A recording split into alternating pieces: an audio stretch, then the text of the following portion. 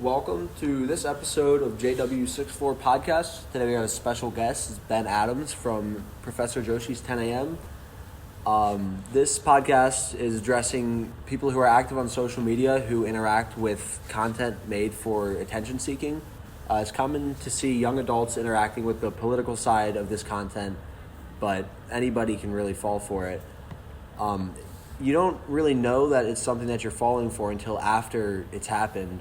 So by informing people that this is an issue, hopefully it can stop before it affects them. Attention-seeking behaviors, which in this case are intentionally disagreeable or controversial things or opinions that people post online for the sake of inciting a reaction, and the effect that they have on how people interact in online and real-world places.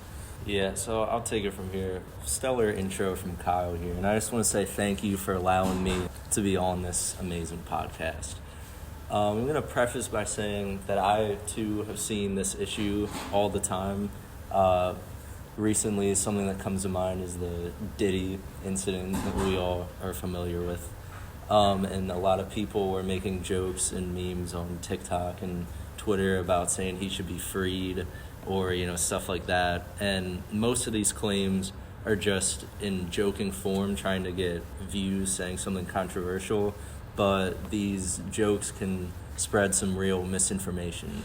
If you are able to make, a viral video with 10 million views or so, you're going to make around $200 for saying something dumb like free Diddy, even though we all know he should most likely be in jail for what he did. On change.org, for his actual petition to sign him, there's only 879 signatures. So obviously these people mostly don't actually believe these things that they're saying, but they're just saying it to either make money or just spread it as a joke. Yeah, and obviously when you're dealing with people like Diddy who already have a very large fan base, we shouldn't be giving him even more of a platform, especially when it's a platform about, heinous crimes. And it's not like this many people truly believe that Diddy should be released from prison, like I said earlier. But they're putting their feelings aside just to get content engagement and make more money. And although money isn't, the only reason people seek attention online, in a situation like this, money is the most important reason for them to do this. Right. So this can also be seen as a form of rage bait or cyberbullying. Rage bait is when people will, as I said before, intentionally interact with people in a negative or harmful way just to make them upset because they think it's funny. So in 2022, almost 50% of teens were the target of cyberbullying. So that is a very, very large and upsetting number. So when you see rage bait, which is a form of cyberbullying, it's usually with an adult being disrespectful towards a child, who then will have some reaction that people think is funny, but then it ends up, this can be seen as demeaning to the kids, making it so people, especially children, are afraid to go into online public spaces because they feel like they're going to get harassed immediately. Yeah, I think a really good example of seeing this everywhere is this guy called Good Griefs. He posts a lot on TikTok and Instagram. He's been all over my feed lately. His videos are all about rage bait, and really lately he's been getting over 100,000 views on his videos. Basically, he just uses fake voices or just fake interactions to kind of provoke people to just an upsetting scenario or a scenario people can't really believe they're in. He bothers them and he just gets a funny reaction out of them. Really just kind of create a toxic environment online with all the people interacting with him and wondering if they're talking to a real guy or just a psychopath. They're not really sure. People have been doing this since the early days of YouTube and games like Call of Duty. All the way back to 2000, maybe 2011, maybe 2014. Rage bait kind of decreased in popularity until it became more popular in 2024 with this guy, honestly.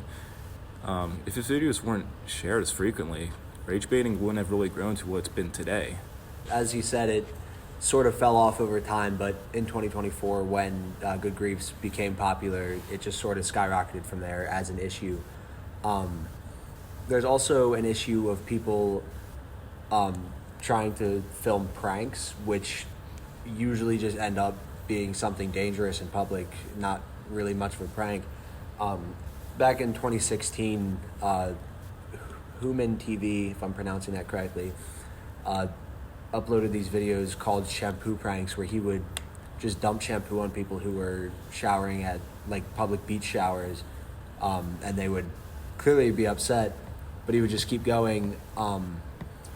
But even if it was scripted, that reaction that they had, people thought was hilarious, and he would get millions of views, or at least hundreds of thousands of views on his videos. Yeah, he would get hundreds of millions of views on his videos, and that sort of influenced people to like realize, like, when these people are being publicly upset, that it's funny apparently, and then they go and they make their own videos, and over time it's just sort of gotten more and more dangerous. Like, an example is in February of 2021, Timothy Wilkes filmed a prank robbery where he just approached people with a cleaver, and he ended up being shot and killed. And the man who shot him was ruled self-defense, and he did not get in trouble. Yeah, another similar scenario is in November of 2023, where this guy named Alfred Lewis was filming a video, and he sucker punched a guy, and he robbed people in public parks. But riding on the success of this strategy and noticing a decline in relevance over time, it kind of motivated people to commit more violent actions on strangers, and they posted publicly. If the pranksters never got that time to begin with, they were kind of less likely to continue to make their content, and just make content that's more extreme at the point of physical violence. Yeah, and that goes with criminals have really begun recording their own crimes to experience their time in the spotlight, which may seem dumb to some people. You're recording yourself committing a crime and putting it on the internet. They're doing this in order to gain a lot of views and engagement. For instance, in July of this year, a 17-year-old boy filmed a video of a train derailment, and with the evidence, he was charged with 2 counts of felony mischief. And today's society has been described by researchers as snapshot culture, which basically means pictures and videos being taken of everything interesting in everyone's lives. And to a criminal, the exciting things that they experience are the crimes that they commit. Yeah, so sort of building off of this, there's a lot of cases where after a shooting has occurred, a video will come out of the shooter right before it happened, where they will say like that they're not noticed enough and that they want to be noticed. But like Ben said, if these people weren't noticed for what they did, future criminals might realize that that's not the right thing to do.